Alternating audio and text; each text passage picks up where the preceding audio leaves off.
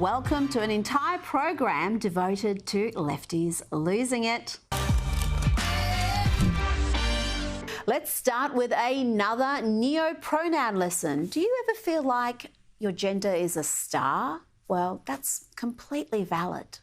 We literally live in a capitalist hellhole. If somebody doesn't have the correct words to express how their gender identity feels, and the best way they can describe that is, it feels like a star, my gender feels like a star, okay, valid, sure. I really don't see the problem at all. My only asterisk, or like my only little note, is if you use a lot of neo-pronouns interchangeably, and this is not to crap on neo-pronouns, I'm reading a lot about gender studies, I have been lately, I'm having my own little gender identity crisis.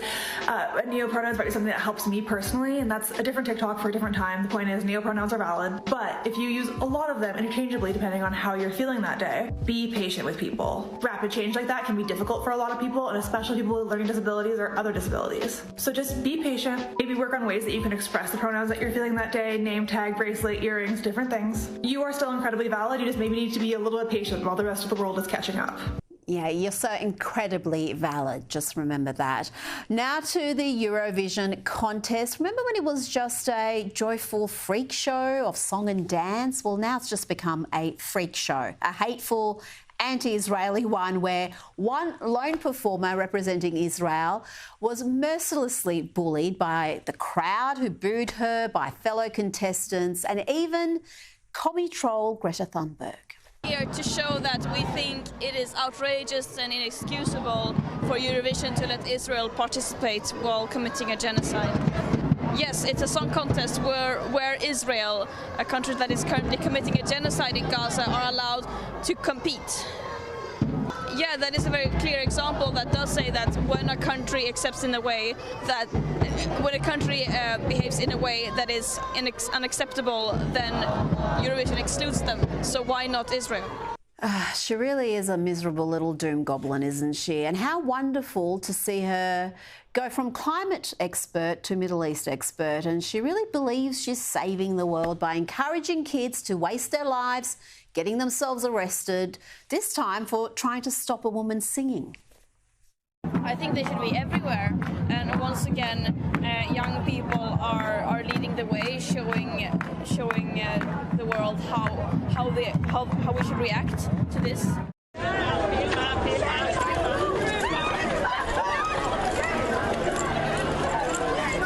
But it wasn't just Greta. The Israeli performer Eden Golan was also bullied by other contestants, including this 30-something child representing Greece, pretending to fall asleep when media asked Eden a question. Yes, very happy. How do you feel after reaching the final when the situation in Israel, you know how it is? Well, I feel I'm so overwhelmed with emotions. It's truly such an honor to be here on stage.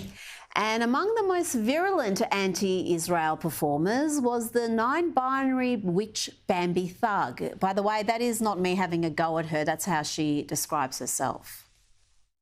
Do you know what makes me special? I'm a queer. Woo! And I'm a witch! Well, despite backing a boycott of the event, Bambi Thug decided to participate herself. Of course, she didn't want to pay a personal price for her activism and miss out on Eurovision. But what did she do when Israel made it to the finals? I cried with my team.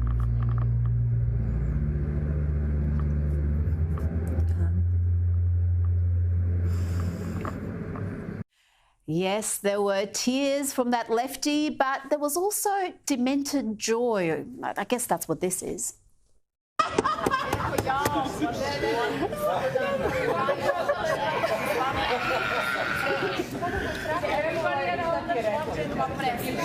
Yes, the Irish lass cried and laughed, and she cried some more when Israel ended up doing particularly well with the public vote. Not the jury vote for obvious reasons, but the public voted for talent, not a hateful, confused witch. And so we saw the lefty lose it again. I don't even care anymore. The thing that makes this contestants, the community behind this, the love and the power effort and the support of all of us is what is making change. And the world has spoken. The queers are coming. Non-binaries. And the world did speak and backed the Israeli performer who got the maximum 12 votes from the public from countries such as Australia, Belgium, Finland, France, Germany, Spain, Sweden, UK, Portugal, Switzerland, Italy. The list goes on. But the jury votes did not go to Israel. Indeed, shamefully, Australia's jury votes went to the demonic crybaby witch. Be buried in the ground and to a strings I bind your bound, so when you sleep you'll hear my sound. I know you're living a lie. And I think we're ready to hear more pronouns and expressions of gender identity. Are you homo-flexible? Perhaps you're pan or trixic? No, I don't know what any of these words mean either. Hi, my name's Queenie and my pronouns are they, them. When I post about my gender identity and my sexuality, when I say that I don't want any labels, that is not an invitation for you to speculate on who I am or what I am. It's not a guessing game for you to play over whether I'm a girl or a boy, about what's in my pants, or if I'm pan or bi or trixic or homo-flexible or gray romantic or anything else. You don't need to fully understand the nuances of gender identity or sexuality to know that each person knows who they are better than you ever will. Yes, there are new identities and pronouns popping up every hour, it seems, but how many things can you identify as at the same time? See if you can beat this millennial list. I am a white, transmasculine, femme, non-binary, temporarily mostly able-bodied, neurodivergent, obsessive-compulsive, chronically ill, culturally Jewish, Unitarian Universalist, non-monogamous, demi-low romantic, gray demi-bisexual, survivor of acute and complex trauma, millennial, and cat parent in mental health recovery. Demi-low romantic, chronically ill Unitarian Universalist, transmasculine, I've lost track already. Let's hear now from a lefty who's been losing it for some time now. One time Oscar nominee when she was known as Ellen Page, star of the hit film Juno. But she has since transitioned to Elliot Page, an enthusiastic trans activist who claims that being LGBTQIA++ is not niche. Often called like niche, you know, queer things niche. 30% of young people identify as LGBTQ+. So I'm like, I'm sorry, this is not niche. You tell really specific stories about like cis het people. I'm not calling that odd plot niche. Thank you. Yeah, I'm sure I read a good book about that by Abigail Schreier, Irreversible Damage, the Transgender Craze Seducing Our Daughters. But Paige is right. There are a lot of young people identifying as anything other than just an ordinary girl or boy. I mean, who wants to be ordinary? I'm reminded of this classic clip from a Washington, D.C. Pride rally in 22 where journalist Savannah Hernandez asked people how they identify. I am genderqueer, transmasc, and queer. What's transmasc? Transmasc is like people under the non-binary umbrella identifying like or presenting masc.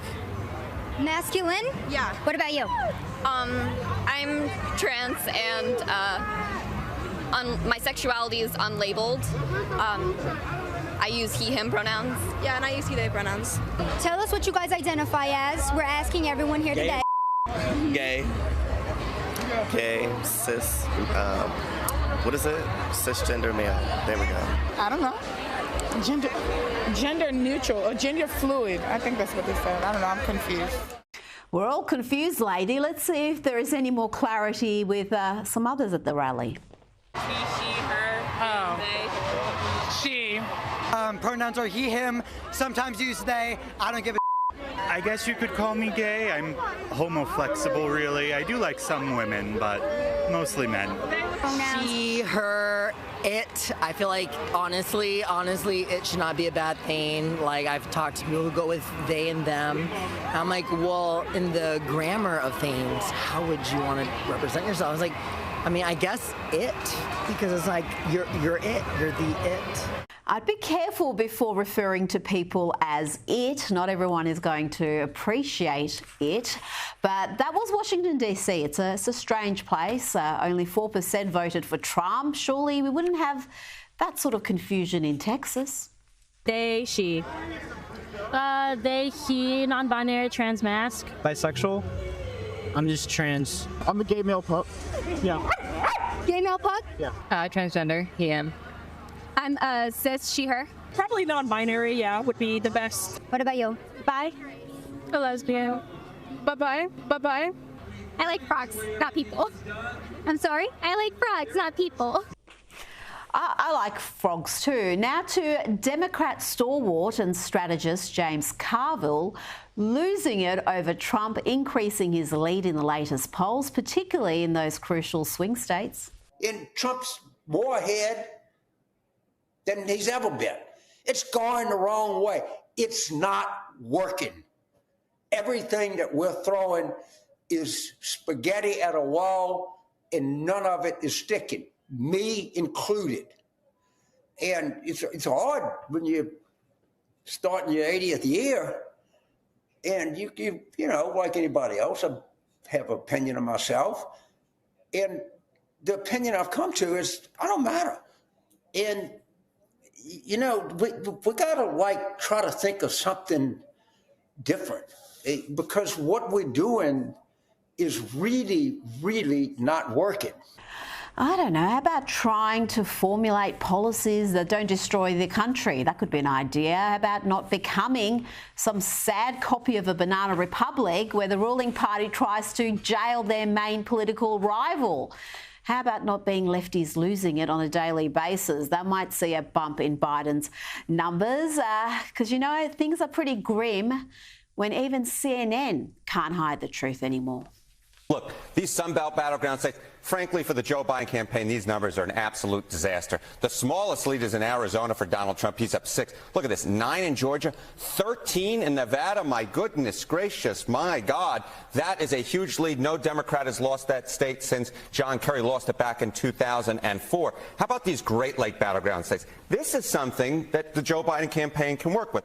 Yes, the Joe Biden team can work with that, but why is Trump doing so well in those Sunbelt states like Nevada, Georgia and Arizona? You're going to love this answer from CNN. The CNN audience probably didn't like it, but you will. When you're looking into the numbers, why do you think Biden is doing better in the Great Lakes and Trump is doing so much better in the Sun Belt? Yeah, the Trump coalition is changing. That's basically what's cooking here. This is at least one of the big reasons why. So this is among likely voters in all these battleground states we just spoke about. Back in 2020, 84% of the Trump campaigns, the Trump coalition was white. Look where it is now. It's 78%. The non-white portion of the Trump coalition, it was 13% in 2020. Look at this now. It's 19%. So the Trump coalition is becoming more diverse. And, of course, those Sunbelt battleground states are more diverse than the Great Lake battleground states. You're looking at the Nevadas and the Arizonas here. Of course. If you look at Nevada, Arizona, heavy Hispanic population, Georgia, heavily African-American population. Michigan does have some black voters in it, but Pennsylvania and Wisconsin are heavily, heavily white. Yes, Trump's non-white vote has jumped around 50%, and the whiter the state, the better Joe Biden is doing. Doesn't that smash the media's tired old narratives? Now to North Carolina, where some lefty students lost it at Duke University's commencement ceremony on Sunday because the guest speaker was Jerry Seinfeld, who has the audacity to be white, male, heterosexual, and even worse, he is a Jew who supports Israel. The lefties couldn't handle that. Some of them got up and walked off as the crowd booed. So what's the big deal about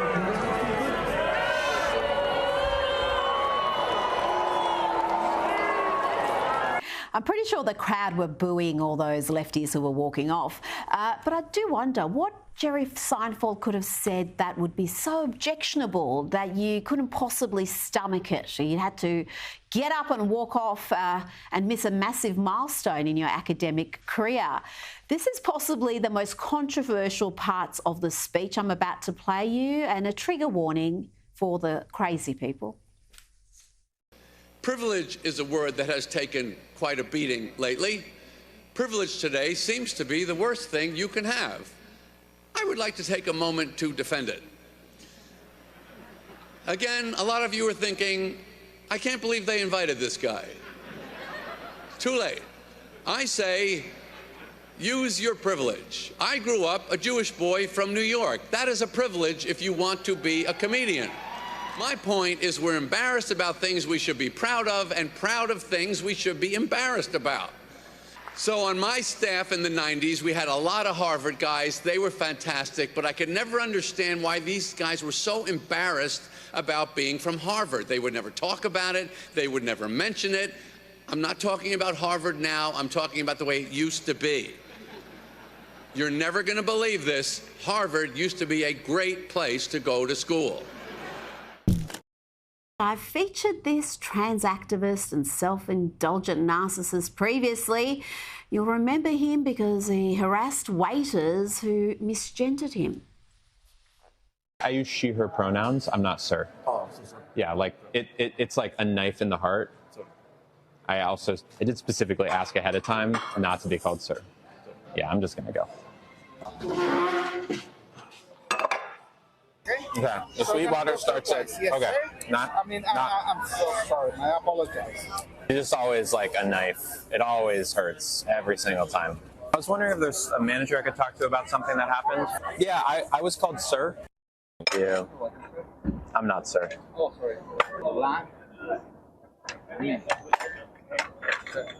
Not sir. Not sir. But the guy who dropped the food off, he called me sir twice in a row.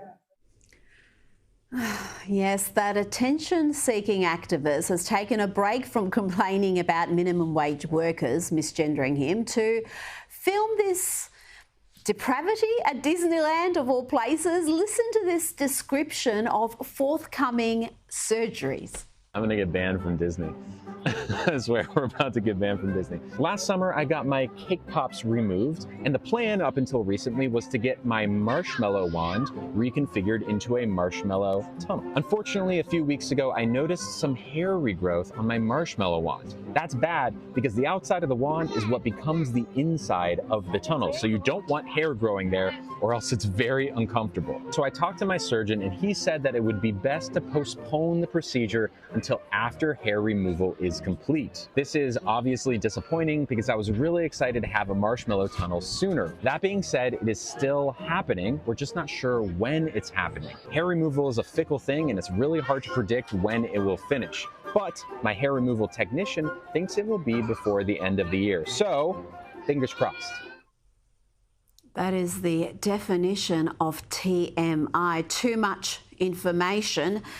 Oh, now, I must confess, when I first saw this next clip, I was convinced it was a fake, a deep fake, a work of parody, AI perhaps. Surely this couldn't be real. Surely someone working in academia couldn't be so semi-literate to the point where they can't even pronounce the names of their students, the simplest of names, including the school's name, Thomas Jefferson University. This is what happened at the school's College of Nursing graduation ceremony. Listen to how this presenter mispronounces the easiest of names. The first graduate we'll see there is called Megan Aubrey. Michilu Iabri. Jessica Lynn Bower.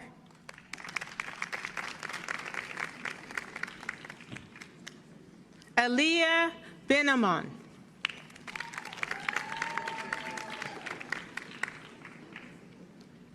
Alisuna Cole Bishop.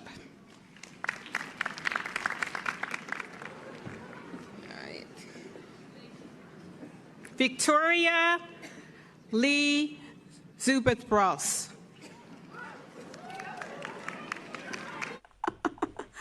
So we have badly mangled names like Elizabeth, Alison, Jessica.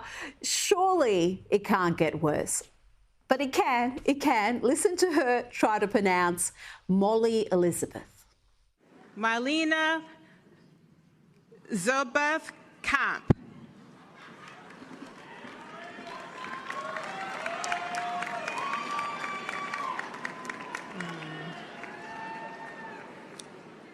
Ellison Care Camp Bull.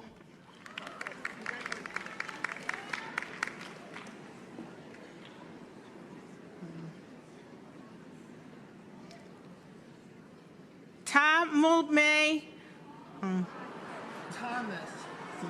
Thomas.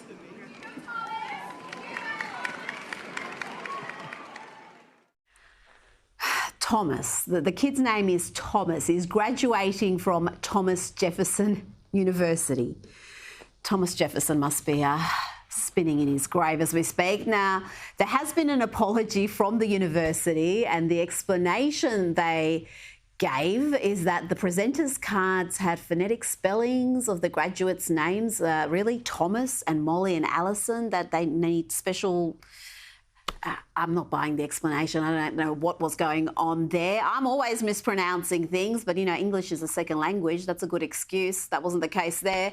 The whole catastrophe reminds me of this classic roll call sketch from Key and Peele. Balake. Where is Balake at? There's no Balake here today.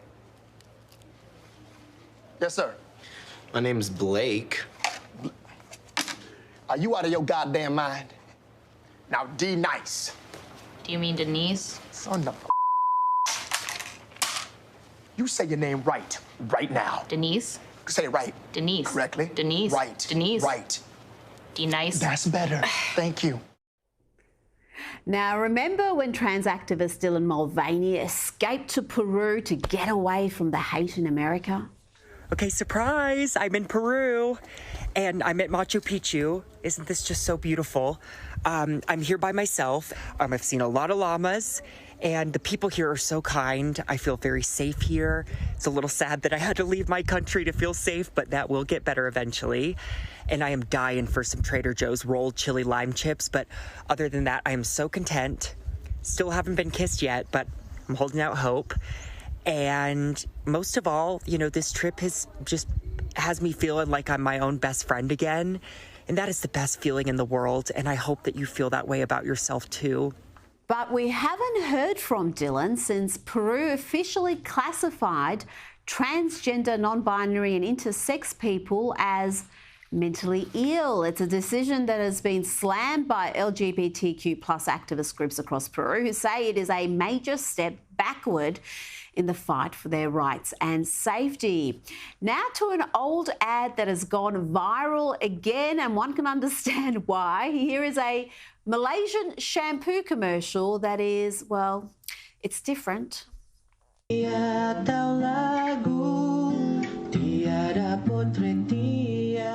Pati 50 disari dengan nutrisi agar kulit kepala dan rambut kekal sihat dan harum bersentiasa. Good Lord, even the Taliban can't be upset by that. Modesty first. Now let's go to Santiago, Chile, where these women are dancing for Palestine. If they dressed and danced like this in Gaza, they'd be shot by Hamas, but go crazy, ladies.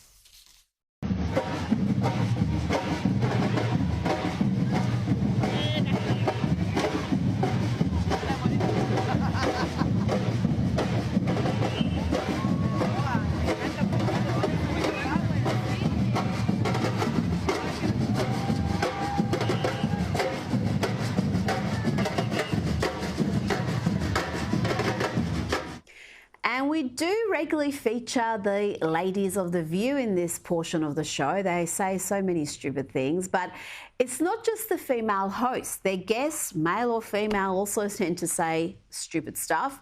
Here is ABC host and Democrat operative George Stephanopoulos admitting that the deep state is real and it's beautiful. These are people that come, they're relatively young, people who come from all over the government, the CIA, the DIA, Defense Department, military. And, you know, some people like to call those people the deep state. Deep state. Well, the big thing I learned doing this book is that the deep state is packed with patriots. Yes. People who go to work every single day on the front lines of the most intense crises the country faces and do it to serve their country. It wasn't too long ago that if you mentioned the deep state, you'd be called some crazy conspiracy theorist, but here we are. George says they exist and they're patriots. patriots who hate America. Now to a couple of funny comics who are off the left, but they're still droll and clever and generally liked by all sides of politics. Bill Burr and Bill Maher came together for Maher's podcast, but it didn't go as well as you'd expect. First of all, I don't think you could change the oil in a car, so don't talk about f***ing architecture. I can't, and I wouldn't want to. Oh, let me adjust my glasses. Can I tell you something, Bill? Most of the that you say is not smart. It's just sort of obscure. It's not obscure to a certain percentage of people. Yeah, I'm not some giant egghead. I'm just I know you're not that smart. Those two don't seem to like each other. I don't think that whole weirdly passive-aggressive dynamic was put on. It seemed real to me.